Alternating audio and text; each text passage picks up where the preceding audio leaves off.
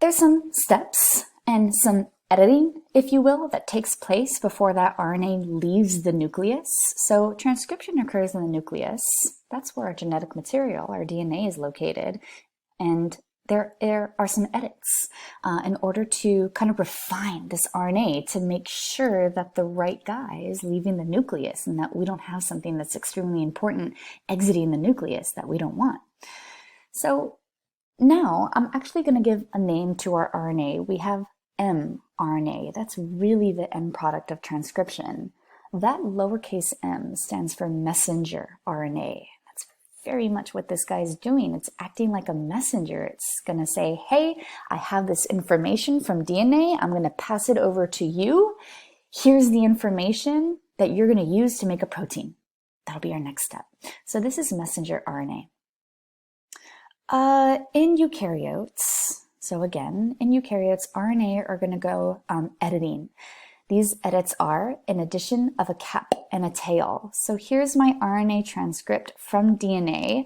I have it highlighted in yellow here, a little cap. Think of it as a little hat. That RNA gets a little hat at the very beginning, and it gets a tail. We can kind of see it's a little bit longer than the cap, so we call it a tail.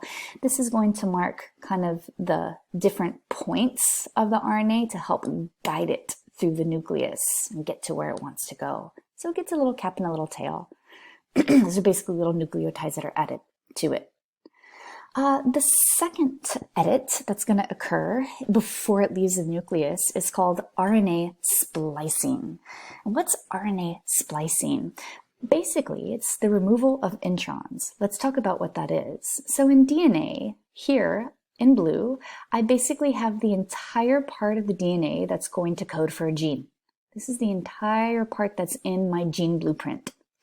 In your gene blueprint, not all of your nucleic acids are even considered vital for that gene. You only have certain ones that are vital to code for that gene.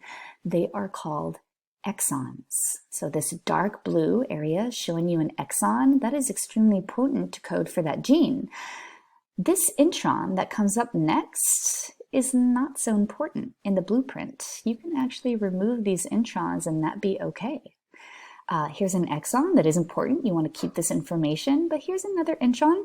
We don't really need that information, so we can actually splice it or cut it out of the final mRNA product.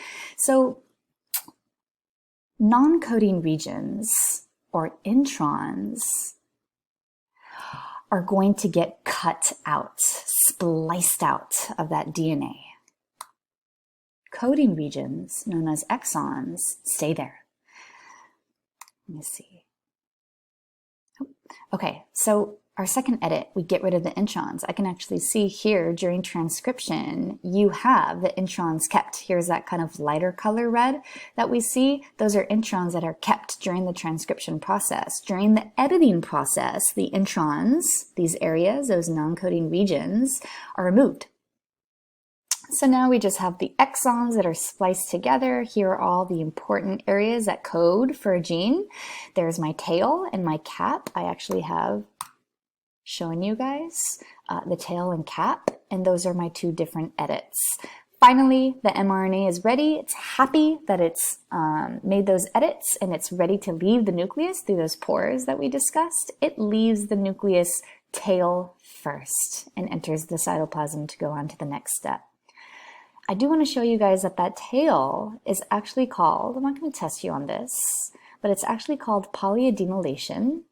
It's named so for the reason that it's multiple adenines that are added to the tail, multiple A. And so then that mRNA knows that that's its tail. That's what's going to help guide it through the nuclear pores. Poly-A tail is what we call that guy.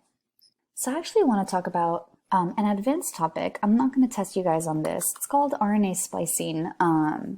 We've already discussed it, but what's really neat about RNA splicing is the editing that can occur, this kind of cut and pasting process. Let me go back to the image to show you guys this. So here we have exons. They definitely code for a gene, and here introns, they don't ever so much. Why have this?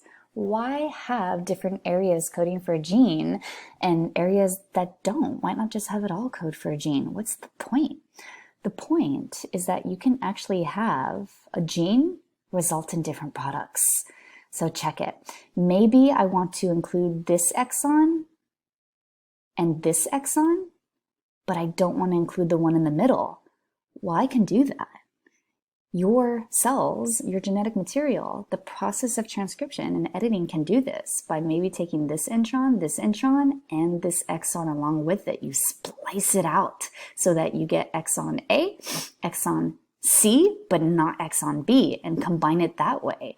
That's really neat. Basically, what I'm telling you guys is that you can get different forms of that protein because of this process, because of this editing. This is such a beautiful point that contributes to genetic diversity for us. So just to end that, we have about 21,000 genes in our genetic material, humans. We can actually produce several times this number because of RNA splicing, because we can combine exons in different ways.